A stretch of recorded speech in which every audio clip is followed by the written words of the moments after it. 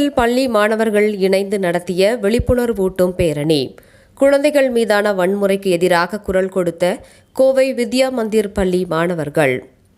ஒவ்வொரு குழந்தைக்கும் பாதுகாப்பான மற்றும் அன்பான சூழலை உறுதி செய்ய வேண்டியது நம் சமூகத்தின் மிக முக்கிய கடமையாகும். இதனை வலியுறுத்தும் நோக்கில் கோவை வித்யா மந்திர் பள்ளி சார்பில் குழந்தைகள் மீதான வன்முறைக்கு எதிரான ஒரு மாபெரும் விழிப்புணர்வு பேரணி நடைபெற்றது.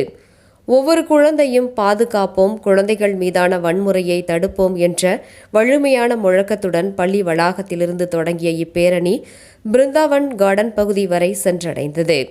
மாணவர்கள் தங்கள் கையில் விழிப்புணர்வு வாசகங்கள் அடங்கிய பதாகைகளை ஏந்தி தமிழ் மற்றும் ஆங்கிலம் ஆகிய இரு மொழிகளிலும் முழக்கங்களை எழுப்பியவாறு வீதிகளில் அணிவகுத்து சென்றனர். மாணவர்களின் இந்த ஒழுக்கமான மற்றும் அர்த்தமுள்ள அணிவகுப்பு அங்கு திரண்டிருந்த பொதுமக்களின் கவனத்தை வெகுவாக ஈர்த்தது.